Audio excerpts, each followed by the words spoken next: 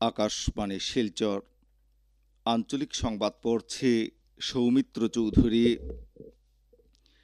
মুখ্যমন্ত্রী ডক্টর হিমন্ত বিশ্ব শর্মা চিকিৎসা বিজ্ঞানের স্নাতক পাঠ্যক্রমের প্রবেশ পরীক্ষা নেট ইউজি অনুষ্ঠিত করা রাজ্যের ১৭টি জেলার আয়ুক্ত, পুলিশ সুপার এবং জাতীয় পরীক্ষণ সংস্থা এনটিএর সঞ্চালকের সঙ্গে গতকাল এক বৈঠকে মিলিত হয়েছেন। বৈঠকে মুখ্যমন্ত্রী নেট ইউজি পরীক্ষা সুষ্ঠুভাবে পরিচালনা করার জন্য জারি করা নির্দেশাবলী কঠোরভাবে মেনে চলার নির্দেশ দিয়েছেন। এছাড়া পরীক্ষা পরিচালনা করার সময় কোনো ধরনের অনিয়মের ক্ষেত্রে আপোষ না করতে মুখ্যমন্ত্রী নির্দেশ দেন। মুখ্যমন্ত্রী বলেন যে এই পরীক্ষার সব কেন্দ্র শুধুমাত্র সরকারি বা সরকারি সাহায্যপ্রাপ্ত কলেজে অনুষ্ঠিত হবে। পরীক্ষার সামগ্রী সরবরাহ, বিতরণ এবং জমা রাখার সঙ্গে সম্পর্কিত বিষয়গুলোতে বিশেষ গুরুত্ব আরোপ করা হবে। এছাড়া পরীক্ষা কেন্দ্রগুলোতে প্রার্থীদের আধার কার্ড আধারিত বায়োমেট্রিক প্রমাণের ব্যবস্থা থাকবে বলেও মুখ্যমন্ত্রী জানান। আজ পয়লা বৈশাখ। আজ থেকে ১৪৩২ বঙ্গাব্দের শুরু। বাংলা নববর্ষকে স্বাগত জানাতে প্রতি বছরের ন্যায় এবারও বিভিন্ন কার্যসূচি গ্রহণ করা হয়েছে।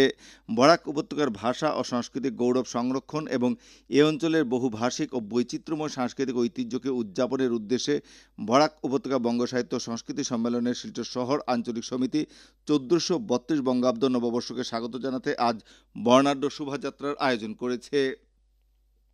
এ উপলক্ষে আজ সকালে শিলচর জেলা ক্রীড়া সংস্থার প্রাঙ্গণ থেকে একটি শোভাযাত্রা বের হয়। শোভাযাত্রাটি শহরের প্রধান সড়ক পরিক্রমা করে বঙ্গভবনে এসে শেষ হবে। সম্মেলনে কাছাড় জেলা কমিটির সভাপতি সঞ্জীব দেবলস্কর জানান যে বরাক উপত্যকার সরকারি কার্যালয়গুলিতে ভাষা আইনের প্রতি চরম অবহেলার অভিযোগ করে একাদশ ভাষা শহীদদের এই শহরে বিস্তৃতির চেতনাকে পুনরায় জাগ্রত করার উদ্দেশ্যে আজ এই শোভাযাত্রার আয়োজন করা হয়েছে।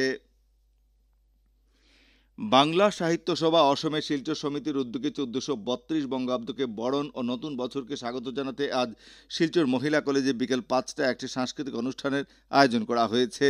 বাংলা সাহিত্য সভা সহসভাপতি অসিত চক্রবর্তী বর্ষবরণের এই অনুষ্ঠানে যোগ দিতে নাগরিকদের প্রতি আহ্বান জানান। রাষ্ট্রপতি দ্রৌপদী মুর্মু রঙালী বিহু, বৈশাখী, পয়লা বৈশাখ, মেষাদি, পুতান্দু, পিড়াপুক সহ দেশের বিভিন্ন প্রান্তে পালন করা নববর্ষের উৎসবগুলির জন্য দেশবাসীকে শুভেচ্ছা জানিয়েছেন। রাজ্যপাল লক্ষণ প্রসাদ আচার্য রঙালী বিহু ও নববর্ষ উপলক্ষে রাজ্যবাসীকে শুভেচ্ছা জানিয়েছেন। এক শুভেচ্ছা বার্তায় রাজ্যপাল শ্রী আচার্য বলেন যে রঙালী বিহু সংস্কৃতি ও পরিবেশের মধ্যে চির বিরাজমান সম্পর্ককে প্রতিফলিত করে। মুখ্যমন্ত্রী ডক্টর হিমন্ত বিশ্ব শর্মা রঙালী বিহু উপলক্ষে রাজ্যবাসীকে শুভেচ্ছা জানিয়েছেন।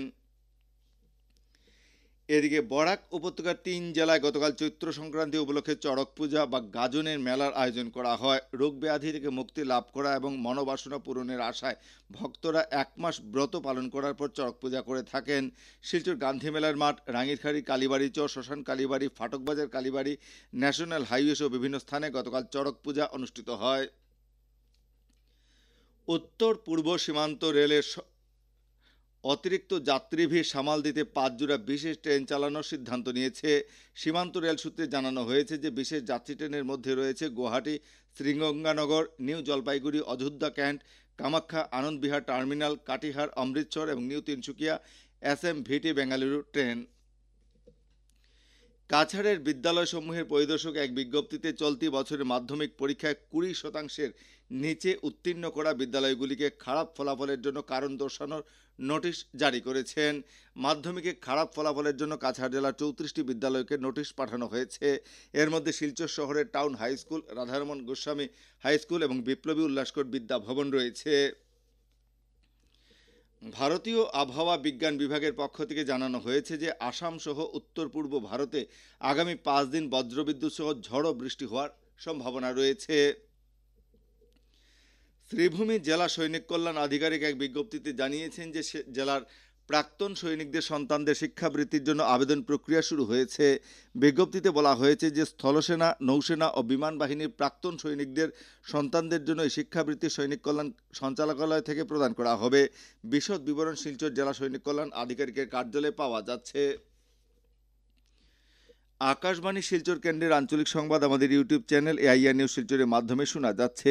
এছাড়া আমাদের Facebook page all India radio news Silchar এবং এক্স হ্যান্ডেল @AIR নিউজ _ শিলচরের মাধ্যমে এই সংবাদ শোনা যাচ্ছে। আঞ্চলিক সংবাদ এখনকার মতো শেষ হলো। পরবর্তী আঞ্চলিক সংবাদ রাত ৭টা ৪৫ মিনিটে।